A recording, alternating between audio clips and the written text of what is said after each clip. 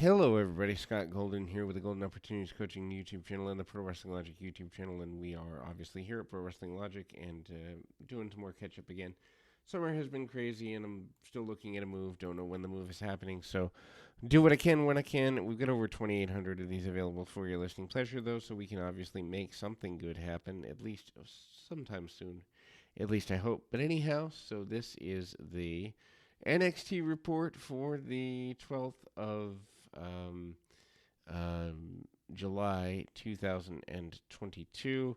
And oh my gosh, what a just complete cacophony of what are we doing here sort of mentality this is. NXT continues to be just why? Why does it exist? Why lots of things? But we move towards this particular edition with the reality that Mandy Rose and Roxanne Perez are on top. The show begins. Music video recapping the Great American Bash. Cameras cut to the parking lot. Perez is victim of some sort of attack. Cora Jade takes her out. Opening match for this episode is set up last week when the two combatants had words. Apollo Crews is defeated by Giovanni Vinci. Vinci pins Crews after outside interference when Zion Quinn attacks Crews at ringside. Vinci's controlling Crews for the majority of the match. Show cuts to a commercial break because we don't care about the flow of the wrestling. Vinci then goes for a springboard off the middle rope, and Crews comes back, drop kicks him in midair. Crews continues and fires up, counters Vinci into a series of 3 German suplexes. The studio audience that are trained Pavlovian dogs chant Suplex City after this. Crews then cuts off Vinci, nails him with a lariat. Vinci then nails Crews with a delayed suplex, and Vinci hits 2 count, another 2 count on a schoolboy roll up. Crews then nails his opponent in the face with a high kick. Vinci rolls out of the ring. Crews is unable to capitalize on this move. Vinci rolls back in the ring with a cell phone. Referee picks up the phone and goes across the ring to get rid of it. Meanwhile, Zion Quinn hits the barricade behind the referee's back, and then Quinn attacks Crews, leveling him with a forearm smash. After outside interference, Quinn rolls Crews back into the ring. Vinci then executes a sit-out last ride powerbomb. Vinci pins Crews for a victory. Mackenzie Mitchell interviews Cora Jade backstage, setting up Jade blaming Toxic Attraction for the attack on Perez from earlier tonight. Jade says those, ladies, will have heck to pay. If Perez isn't cleared to wrestle tonight, keep in mind this is very over-anxious and a easy tell. Vignette, Tiffany Stratton shows her nail salon. She compliments the person giving her a manicure and then buries the person to management a moment later. So she's basically a typical person, nice to your face and buries you behind your back. J.D. McDougal's cheap shot on Cameron Grimes. Cameron Grimes is heading to the ring for a monologue. He basically is talking things through. He said he thought he was going to the moon, but he crashed into the sun. Grimes notes that Braun Breaker is out with a supposed injury. Grimes' monologue is interrupted by J.D. McDougal, who re-debuted last week after attacking Breaker. McDonough says that he wants to kick the guy when he's down, and he cuts a promo on Grimes.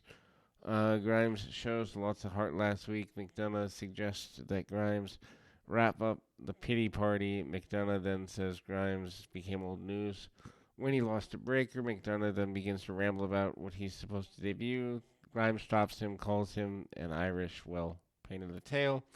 They glare at each other, and McDonough suddenly cheap shots Grimes with a headbutt to the face. And then Damien Kemp and the Creed brothers are watching a video of Reed's match from last week. Creed's leave and Roderick Strong enters. He shuts off the video, cuts a promo on Kemp. Strong reveals he's facing Kemp in a match next week. Tatum Paxley defeats Caden Carter. Paxley pins Carter with coaching from Ivy Nile. Nile comes down to the ringside and goes after her during the match. Nile then mentoring Paxley, and she offers support and supports her during the bout. Carter and Paxley wrestle around. Carter ends up with Paxley in a leg lock, and Paxley struggles to reach the ropes. Paxley then gets a rope break. Niles offers some advice, and ultimately that leads to Paxley catching Carter in a guillotine, and Paxley rolls through, transitions into a pinning position.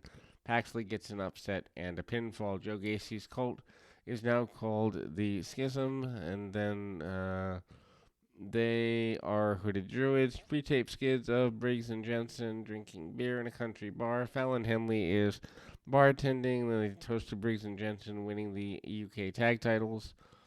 Doesn't even care about what happens in the UK brand of NXT at this point.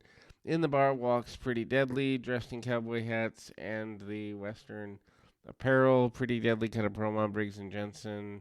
There's a bar fight, but then nothing happens, and they challenge for the UK Tag Team Championship title match for next Tuesday. Sanga and Duke Hudson. Sanga dominates over Hudson, and Sanga pins Hudson after a chokeslam. Sanga does a cannonball into a swimming pool last week, causing Hudson to get an ear infection.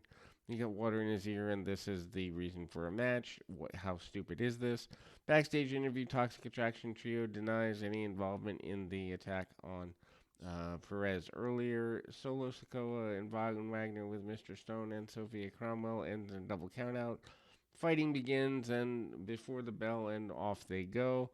Hoss fight goes through a commercial break because we don't care about wrestling styles. Sikoa explodes, comeback, and fight. Spills outside the ring. Wagner smashes Sikoa's head into the announce desk. Sikoa no sells, and they continue to fight on the outside. And as mentioned, this goes into a countout. Vignette featuring North American champion Carmelo Hayes and Trick Williams celebrating at a penthouse pool and applauding their accomplishment. Lash Legend cuts a promo ahead of her match tonight against Indy Hartwell, foreshadowing the return of a character. Legend rolls a basketball on the floor. Baseball bat stops the basketball rolling, and the return of Alba Faye. Andre Chase and Chase University students are touring London. Video package shows Chase with star students Buddy Hayward and Thea Hall, and they see the sights. Indy Hartwell defeats Lash Legend, pins Legend after distraction and a botched maneuver. Alba Faye appears during the match to taunt Legend. Faye stands on a perch overlooking the ring. Basketball is seen that was seen earlier is emphasized here. Hartwell slips out and tries to springboard off the ropes. She then falls into the ring and calls an audible. Legend then goes off to cover Hartwell, but Hartwell reverses awkwardly into a cradle. Legend then hits a 3 count. Faye then confronts Legend after the match, and Faye points her bat at Legend, and she is like she's supposed to be Sting or something. Solo Sikoa and Von Wagner are still brawling. They burst through backstage door with a slugfest officials, then pour out from behind.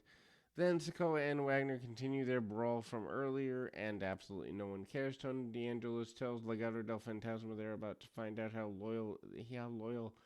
he's about to find out how loyal they are to the family. Tony D'Angelo and Channing Stacks Lorenzo defeats Anderson and Malik Blade. D'Angelo pins Blade to win the match. D'Angelo orders a beatdown. And the heels work over Norfe until hot tag on Blade. Stacks then bumps and feed for Blade at ringside. D'Angelo shoves Inoue backwards into the ring steps and distracts Blade and pursuing the rally. Stacks cuts off Blade and D'Angelo executes a twisting Fisherman Buster and pins Blade. Cruz del Toro and Joaquin Wilde jump Blade after the match, taking out the orders as they had been ordered to do. Nikita Lyons denies any involvement in the need for me to get my phone. Apparently, we'll be back in 2 shakes of a lamb's tail right after this. And again, in the simplest of form, ultimately, there is a decent enough process that, ultimately these NXT shows are supposed to be developmental. Why they need to be on national television, why we're supposed to take them as seriously as many people want us to in WWE, I have no idea, except for the fact that corporate greed makes them think that these are passable programs. Anyway, so as we move kind of forward, Sanga defeats Duke Hudson, as mentioned. He does the cannonball into the pool, and then the solo Sokoa thing we talked about there. Indy Hartwell pins Legend after the distraction finish we mentioned, and then we kind of go to a vignette featuring a new mask character named Axiom, anonymous character. Takes inspiration from comic book characters because we don't know how to do anything really, creative. Next week on NXT, Brooks Jensen, Josh Briggs defeats or defend against the challenge of Pretty Deadly, Cameron Grimes and J.D. McDonough. Roderick Strong and Damian Kemp, Axum's in-ring debut. Schism revealed their identities, and absolutely no one's going to care. Spirit of 76, next, Mandy Rose comes to the ring with JC Jane and G. Dolan. Rose says Perez could not beat her tonight, and Rose claims no one can beat her for the title. Rose says no one can challenge her for the title because she runs NXT. Cora Jade comes out and ultimately makes things go that way. Jade says she'll step up and replace Perez in the title match. Suddenly, Perez hobbles onto the stage selling her ribs. Perez passes Jade at the entrance ramp. Jade tries to tell Perez not to wrestle. Jade and Perez briefly bicker about that, and then ultimately we go into Mandy Rose with Toxic Attraction defeating Roxanne Perez and causing me to answer my phone the second time. And we'll be right back. And again, Perez, is basically betrayed by Cora Jade. Closing out the thing, Jade takes the NXT Women's Tag Team title belt that she brought to ringside with her, and she hits Perez with it in her injured back, and ultimately that is the close. So we take Cora Jade, we turn her into a heel on a show that really doesn't matter. We'll be back with more right after this.